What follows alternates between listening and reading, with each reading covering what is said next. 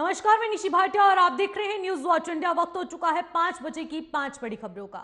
महाराष्ट्र की सियासत में रविवार को फिर बड़ी हलचल हुई है। एनसीपी से बगावत कर महाराष्ट्र की शिंदे सरकार में शामिल हुए अजीत पवार अचानक शरद पवार से मिलने के लिए वाईबी चौहान सेंटर पहुंचे। बागी विधायक भी अजीत पवार के साथ शरद पवार से मिलने पहुंचे थे। मुलाकात के बाद प्रफुल्ल पटेल ने कहा कि हम शरद पवार का आशीर्वाद लेने आए हैं। हमारे सभी मंत्री बिना समय मांगे यहां आए। हमने उनसे अनुरोध किया है कि वो फैसला करें कि एनसीपी कैसे एकजुट हो सकती है। हालांकि पवार ने इस पर कोई प्रतिक्रिया नहीं दी है। इस बारे में जब महाराष्ट्र के डिप्टी सीएम देवेंद्र फडणवीस से बात हुई तो उन्होंने कहा कि मुझे नहीं पता कि वो उनसे मिलने गए थे या फिर नहीं। सालों तक शरद पवार उनके नेता रहे हैं, इसलिए वो उनसे मिलने गए होंगे। इसमें और कुछ नहीं होना चाहिए। वहीं प्रफुल्ल ने कहा कि हम सब ने शरद पवार से आग्रह किया है और बताया कि आपके प्रति हम सबके मन में सम्मान है। हमारे सारे मंत्री अजीत पवार के नेतृत्व में महाराष्ट्र विधानसभा की कार्यवाही का हिस्सा लेंगे।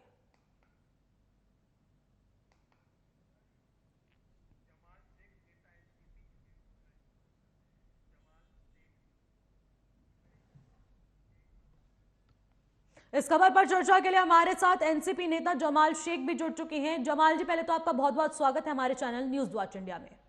धन्यवाद। इसी के साथ जमाल जी, मैं आपसे जानना चाहूंगी कि एक तरफ उन्हीं से बगावत की जा रही है, दूसरी तरफ उन्हीं का आशीर्वाद, क्या समझे हम इसे? देखिए, हमारे राष्ट्रवादी में जो विचारों की लड़ाई चल रही है, पवार साहब ने पहले ही उनकी भूमिका रही है एंटी बीजेपी, और वो इसीलिए अजीत पवार जी ने जो कदम उठाया है वो हम सभी कार्यकर्ताओं को वो सही नहीं लगा है।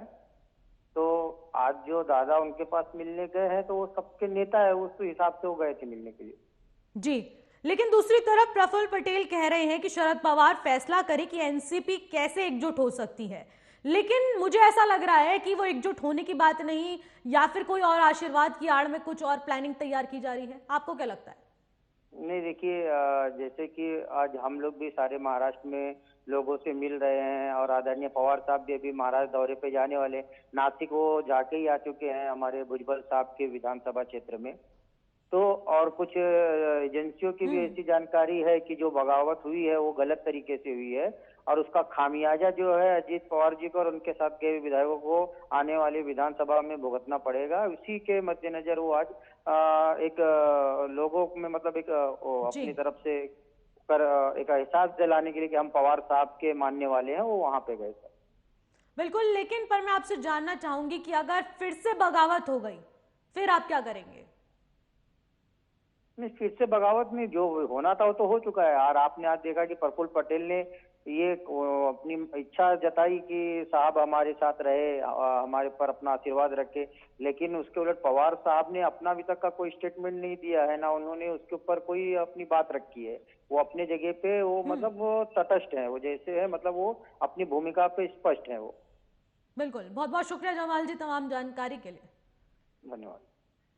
इसी के साथ खबर में आगे बढ़ती है, जहां पर एक दिवसीय दौरे पर वाराणसी पहुंचे डिप्टी सीएम ब्रजेश पाठक और इसी के साथ विभागीय अधिकारियों के साथ समीक्षा बैठक होगी। इस वक्त की बड़ी खबर हम आपको दिखा रहे हैं, जहां पर बाबा काशी विश्वनाथ मंदिर में दर्शन पूजन करेंगे डिप्टी सीएम। ओम प्रकाश राजभर के एनडीए में शामिल होने को लेकर बोले ब्रजेश पाठक। उन्होंने कहा कि ओपी राजभर के आने से एनडीए का कुनबा मजबूत हुआ है। यूपी की 80 सीटों पर हम चुनाव जीतेंगे। एनडीए परिवार में सदस्यों की संख्या बढ़ गई है। और बिहार में बीजेपी कार्यकर्ताओं पर हुए लाठीचार्ज को लेकर डिप्टी सीएम ने कई बातें कही हैं। इसी के साथ आपको बता दें, उन्होंने कहा कि बिहार में लगातार गैर कानूनी कृत्य होते रहते हैं। आने वाले समय में जनता उनको जवाब देगी। बड़ी खबर इस वक्त की हम आपको दिखा रहे हैं, जहां पर एक दिवसीय दौरे पर वाराणसी पहुंचे डिप्टी सीएम और इसी के साथ विभागीय अधिकारियों से बातचीत हुई है। बाबा काशी विश्वनाथ मंदिर में दर्शन पूजन करेंगे।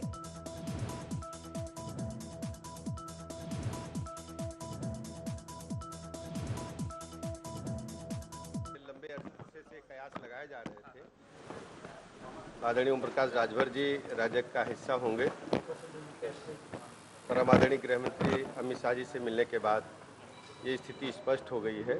आज माननीय गृह मंत्री जी ने सोशल मीडिया में जानकारी भी दी और राजभर जी ने भी प्रेस कॉन्फ्रेंस करके आप सबको बताया है। राज्य का कुनबा मजबूत हुआ है और ये अब स्पष्ट हो गया है कि भारतीय जनता पार्टी 2024 के चुनाव में माननीय प्रधानमंत्री नरेंद्र मोदी जी के मार्गदर्शन में, उनके नेतृत्व में हम प्रदेश की सभी सीटों पर यानी 80 की 80 सीटों पर विजयश्री हासिल करें, ताकि झंडे को आसमान की बुलंदी की ओर पहुंचाना है। और हम सब जानते हैं कि भारत तेजी के साथ बढ़ता हुआ है, दुनिया के पैमाने पर हम लोग तेजी के साथ आगे बढ़ रहे हैं। आज हम आर्थिक स्थिति में 5वें नंबर पर पूरी दुनिया में हैं। 2047 में जब हम अपनी 100वीं वर्षगांठ मना रहे होंगे, ऐसा लोगों का आकलन है कि माननीय मोदी जी के मार्गदर्शन में हम तीसरी बड़ी अर्थव्यवस्था होंगे। ऐसे में हम सबको इकट्ठा होकर काम करना होगा। सर, जिस तरह से बिहार में 2024 में लोकसभा चुनाव होने वाले हैं, लेकिन इन चुनावों से पहले विपक्षी एकता को एक और बड़ा झटका लगा है। यूं तो बीते कई दिनों से भारतीय समाज पार्टी के मुखिया ओम प्रकाश राजभर के बीजेपी में शामिल होने की अटकलें चल रही थी, जिसके बाद इन अटकलों पर गृह मंत्री अमित शाह ने विराम लगा दिया है। जी हां, भारतीय समाज पार्टी के मुखिया ओम प्रकाश राजभर एक बार फिर एनडीए में शामिल हो गए हैं। केंद्रीय गृह मंत्री अमित शाह ने ट्वीट कर इस पूरी बात की जानकारी दी और कहा कि राजभर के आने से यूपी में एनडीए की मजबूती हुई है। बता दें कि इससे पहले 14 जुलाई को भी दोनों नेताओं की मुलाकात हुई थी, जिसके बाद कयास लगाए जा रहे थे कि राजभर जल्द ही एनडीए में शामिल होंगे। इस पर यूपी के उप मुख्यमंत्री ने क्या कुछ कहा, चलिए आपको सुनाते हैं।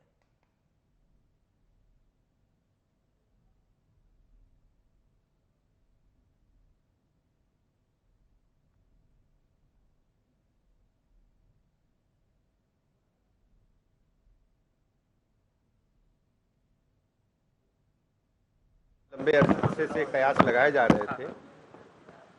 आदरणीय ओम प्रकाश राजभर जी राजग का हिस्सा होंगे और हम आदरणीय गृह मंत्री अमित शाह जी से मिलने के बाद ये स्थिति स्पष्ट हो गई है। आज माननीय गृह मंत्री जी ने सोशल मीडिया में जानकारी भी दी और चलिए अब आपको ग्राफिक्स के जरिए समझाते हैं आखिरकार ये पूरा रणनीतिक खेल है क्या। राजभर की पार्टी सुबह सपा एनडीए में शामिल हो गई है। अमित शाह ने ट्वीट किया, सुबह सपा के शामिल होने का ऐलान। अमित शाह ने कहा कि राजभर के आने से बीजेपी को मजबूती मिलेगी। 2014 के लोकसभा चुनाव में बीजेपी सुबह सपा का गठबंधन था। 2014 में चुनाव में पूर्वांचल में बीजेपी ने भारी प्रदर्शन किया था। 2019 में चुनाव से पहले सुबह सपा एनडीए से अलग हुए। पूर्वांचल की 26 में से 7 सीटों पर बीजेपी की हार हुई। पूर्वांचल सीट को लेकर राजभर का दावा। लोकसभा 26 और विधानसभा 153 सीटों पर दबदबा। पूर्वांचल की 16 सीटों पर राजभर समीकरण। 16 सीटों पर राजभर हार जीत तय करते हैं।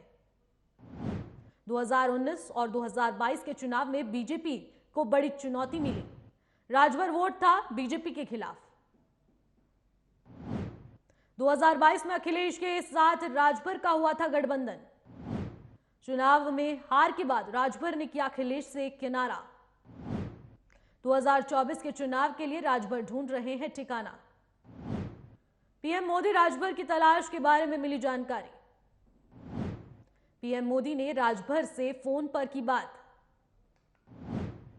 राजभर को एनडीए में लाने की अमित शाह को दी गई थी जिम्मेदारी, जिसके बाद 1 महीने में 2 बार अमित शाह राजभर से मीटिंग कर चुके हैं। यूपी में 3 लोकसभा सीटों पर चुनाव लड़ने की राजभर की शर्त। बिहार की 1 सीट पर चुनाव लड़ने की शर्त। गाजीपुर से बेटे अरुण राजभर को प्रत्याशी बनाने की मंशा।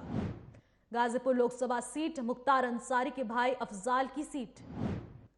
अफजल के जेल जाने पर सदस्यता खत्म, सीट खाली। उपचुनाव में अरुण राजभर हो सकते हैं प्रत्याशी। राजभर की पार्टी सुबह सपा एनडीए में शामिल हो गई।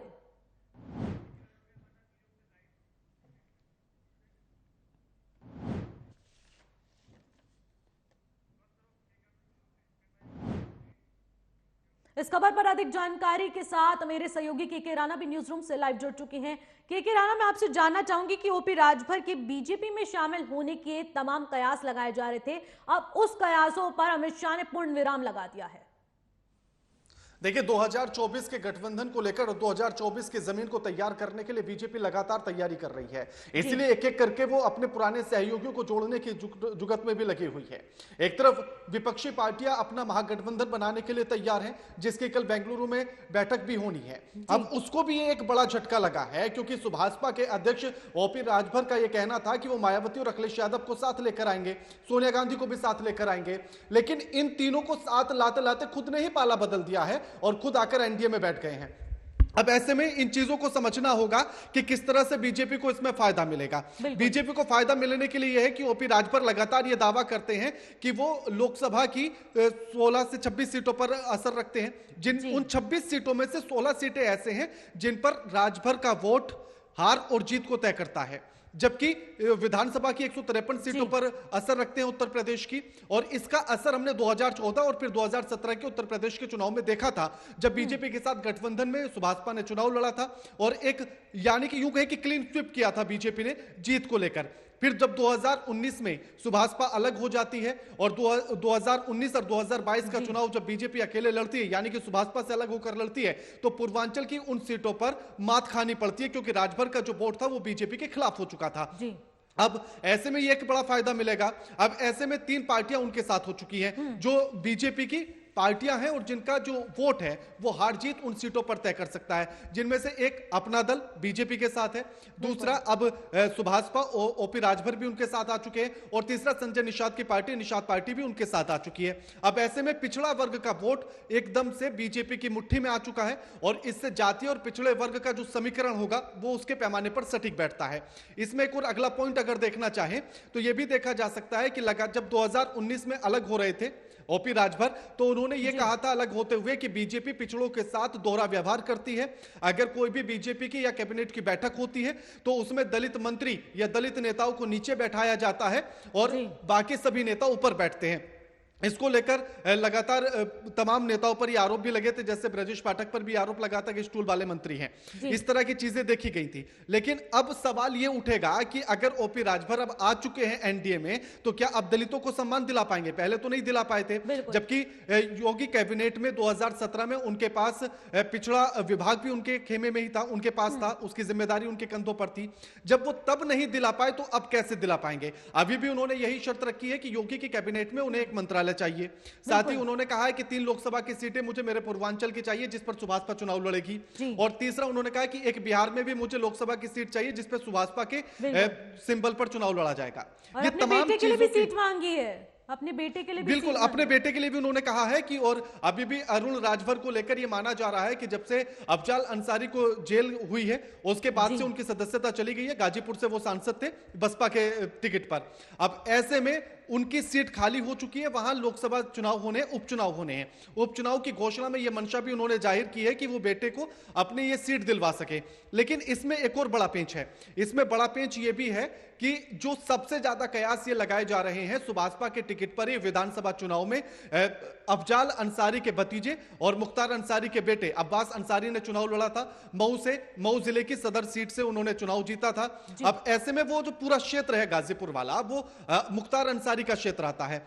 अब ऐसे में सुभाषपा से अगर उनके बेटे चुनाव लड़ते हैं तो किस तरह के समीकरण बनते हैं? और दूसरा ये कि अब्बास अंसारी सुभाषपा के कैंडिडेट हैं, तो क्या उनके साथ साथ एनडीए में वो भी आ चुके हैं? इसको लेकर सुभाषपा के महासचिव अरविंद राजभर इस बात पर कह चुके हैं कि अगर सुभाषपा ने एनडीए का दामन थामा है तो अब्बास अंसारी भी आ चुके हैं। जबकि याद करना होगा हमें मार्च का महीना 2022 का, जब विधानसभा चुनाव उत्तर प्रदेश के चल रहे थे और अब्बास अंसारी ने एक बयान दिया था और अधिकारियों को धमकी देते हुए कहा गया था कि मैं अखिलेश भैया से कहकर आया हूं कि अगर हमारी सरकार बनी तो अधिकारियों से हिसाब किताब किया जाएगा। उन्होंने जो जो हमारे साथ किया उसका सबका हिसाब किताब किया जाएगा। इसी हेट स्पीच को लेकर उन पर मुकदमा चला, उन्हें जेल हुई है और वो जेल में है। तो अब ऐसे में अगर वो बीजेपी में आते हैं, अगर वो भी मंशा जाहिर करते हैं और वो पार्टी के साथ साथ पार्टी से अलग हुए बिना बीजेपी में आ जाते हैं, तो क्या इस दामन को कैसे साफ करेंगे कि क्या तब जो अधिकारियों से हिसाब किताब करने की बात अब्बास अंसारी कर रहे थे, क्या वो अब बीजेपी में शामिल होने के बाद हिसाब किताब पूरा करेंगे या उन्हें पार्टी से बाहर का रास्ता दिखा दिया जाएगा? ये अभी भी तमाम सवाल ऐसे हैं जिन पर जवाब आना जरूरी है और जिनकी जवाब जनता भी चाहती है। बिल्कुल, बहुत बहुत शुक्रिया राणा जी तमाम जानकारी के लिए।